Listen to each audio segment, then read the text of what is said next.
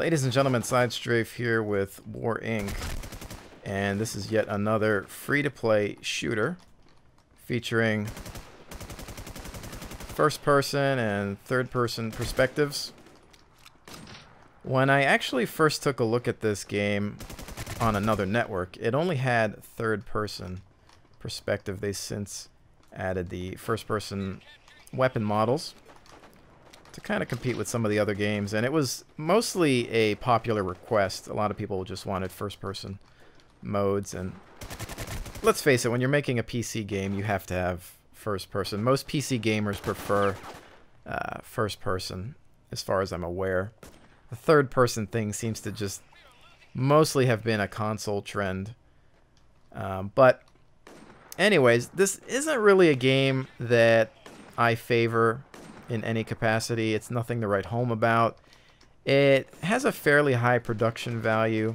Obviously, the game engine looks pretty decent. It's called the Eclipse engine, I believe, and from what I know, it's going to be the game engine used in the WarZ or the WarZ, whichever you want to say.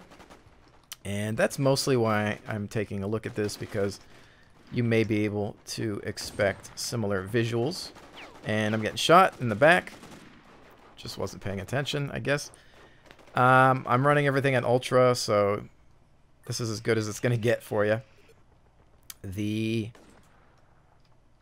engine apparently has been modified in some ways for the WarZ, so it may look better or run better, although it is running pretty well right now. I'm not having any frame rate issues, but again, I am running with a GTX 680, so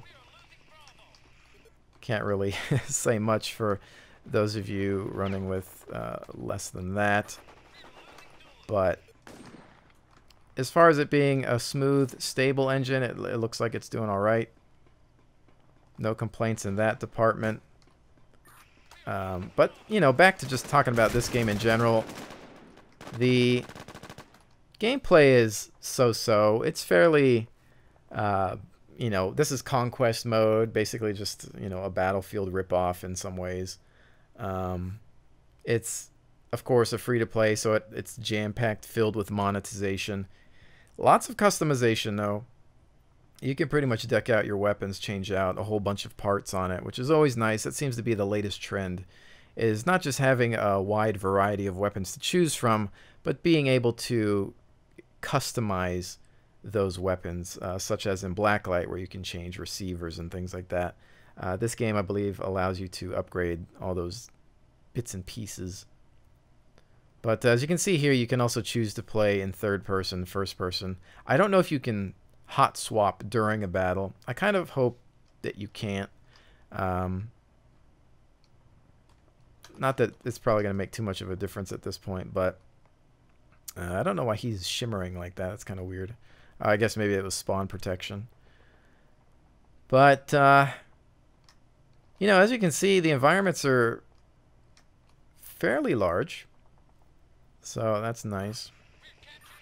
The damage, you know me, my biggest thing with most games is how lethal are the weapons, especially when you're talking about some sort of modern warfare type of game. And by that, I don't mean Call of Duty, but just, you know, a game that's meant to be in a modern time. In this game, you're playing as some sort of mercenary. So there's a lot of weird customizations and armor, things that you can go with. A couple of hits on target there, but gotta watch my back. Don't have those eye in the back of my head implants just yet. Now, it's interesting, too, because you can actually carry a primary and a secondary with this class. I'm supposedly a medic, but I haven't seen anything that allows me to help anybody or heal. I may need to unlock something. I'm not sure just yet, because I've got a few things that are locked up. But let's see if we can kind of get our backs to friendlies instead of in a position that just puts us in trouble. The pacing is fairly average. I would say. It's not too fast. It's not too slow. I think it's just right, I guess, you know. Some games just really ramp up the run speed a lot, and I kind of just hate that. Alright, so I'd like to take these objectives. Not exactly an easy task, of course. Let's see if we can grab this one with this guy over here. Moving right along. Some of the sound effects are pretty poor and sometimes quite finicky. I find that footsteps aren't always active depending on different surfaces and whatnot, but alright, we're trying to cap here.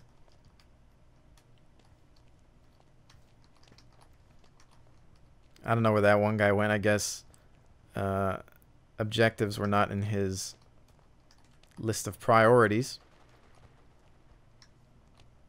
But that would pretty much be the usual with most gamers, unfortunately. So it's of course going to take a little bit longer to cap. Alright, so I guess we've got this. Oh, now we do. Okay. It took a while for that flag to raise. I couldn't tell.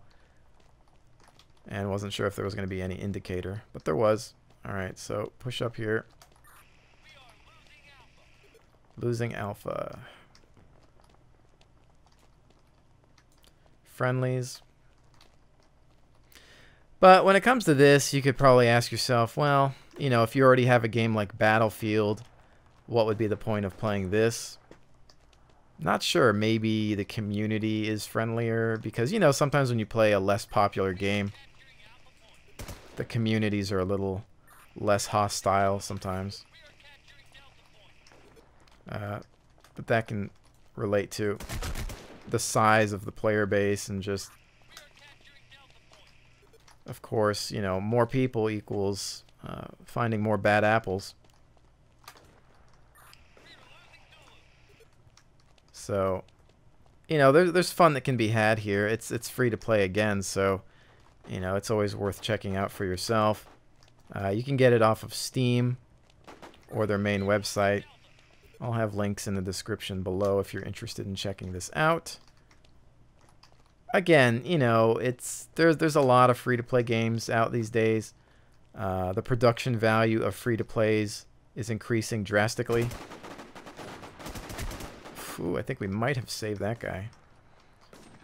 So it's nice to see that free-to-plays are starting to have an effect on the gaming industry. And if anything, it really puts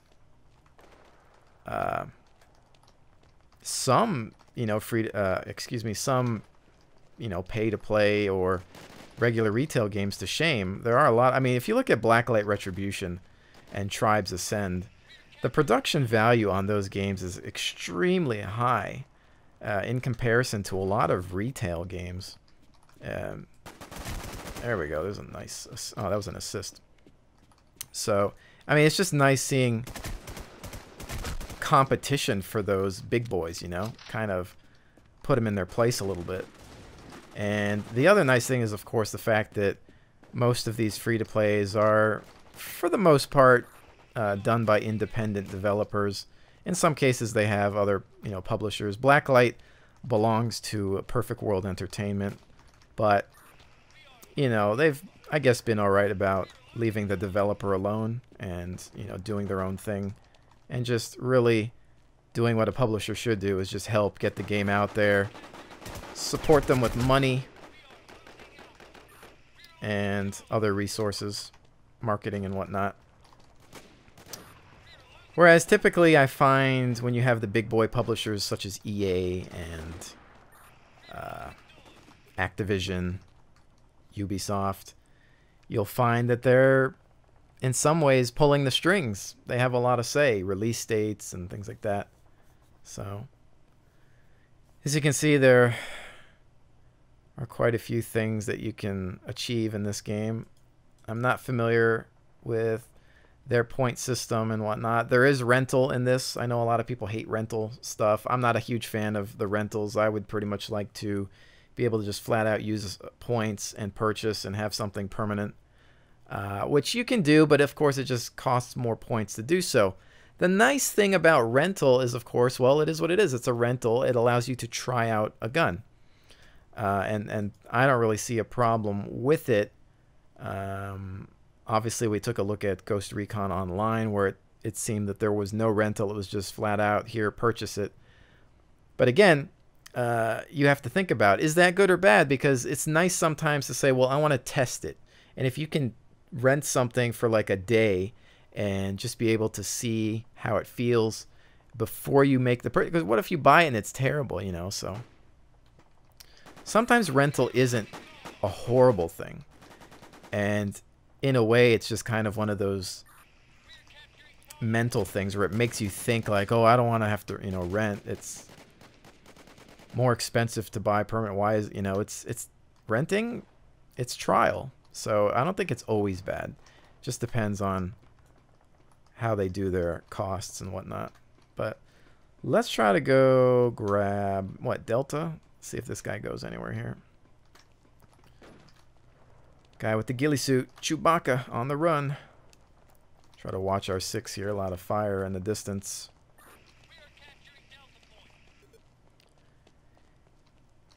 These days, though, in regards to shooters, it's hard to think of what's going to be the next big thing. Where's the next innovation? How can we change this? How can we make this different? What's it going to take, you know?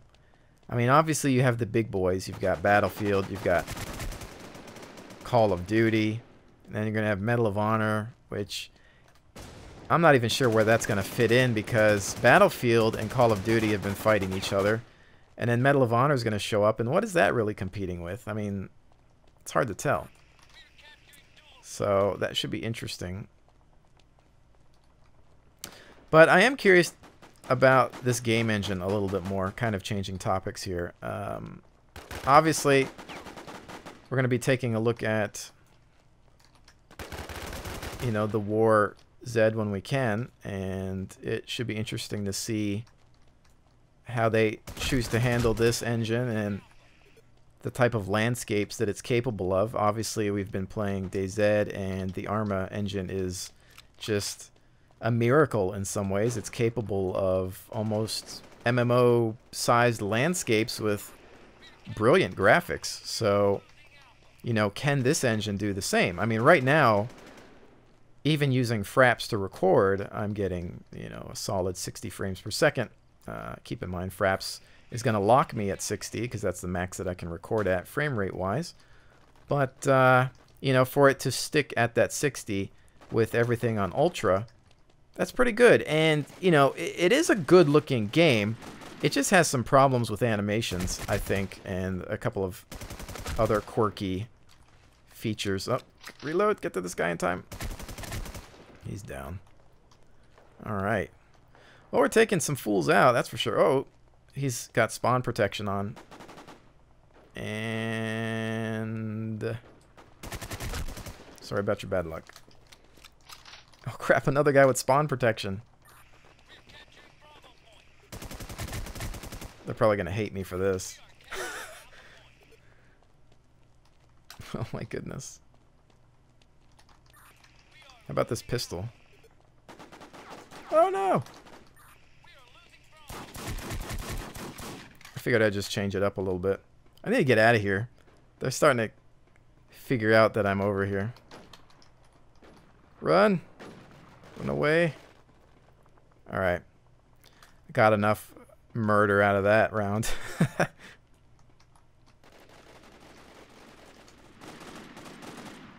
There's also a couple of other gameplay modes. This is, of course, Conquest. There's normal deathmatch, which I'm not usually interested in deathmatch. Ow! Although, I'm not really focused on capturing here, so that could be contradicting myself. I need to actually go take a look at those points. I'm trying to figure out if I can... I guess I have to go all the way back out to the main menu to enter any type of shop. Maybe if I hit escape or something, I don't know. See if we can kind of take a look at some things from up here. I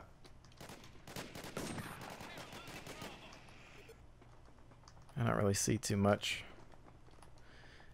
And that's that. First place, 8-1. Not bad. Not bad at all, especially considering I haven't played this game since it was in beta sometime last year. It's again, sometimes it comes down to pacing of the game. Certain games that are slower paced, I find that I'm a little bit better with. So that wasn't too bad. But let's actually get out of this game and just take a look at their menu interface and see what kind of things they have to offer in the shop and what kind of options are available to us. We'll wait till this loads. I'm not sure how many maps. I believe that there is a decent assortment. Let's see. Let's go to exit. Yes, please. Thank you.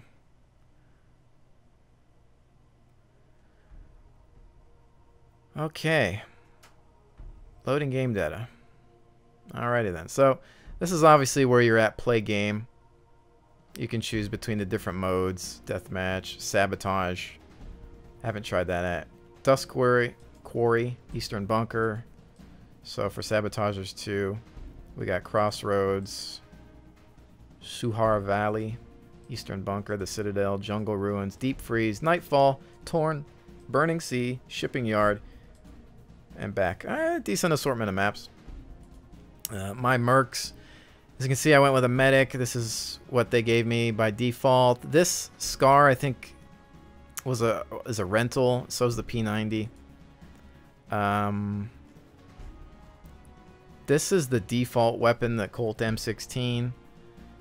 And I don't know, it just gave me these. It says 2 days left. Apparently I can use a FAMAS. So I guess from getting certain kills, they reward you with items that you can try out, which is nice. Because I didn't have these when I first started the game. Then you've got sniper rifles, LMGs. You can, of course, mess around with different loadouts and body armor, things like that. Loot crates, which I forget how these work, but skill trees, you can add different perks to your character, I believe. A few of the other SMGs available. MP5 is the default. Honey Badger. Character, you can, of course, switch characters, I believe, somehow. I'm just not sure where that is. But there's obviously an assault class, there's this medic, there's a recon class, and there's one other.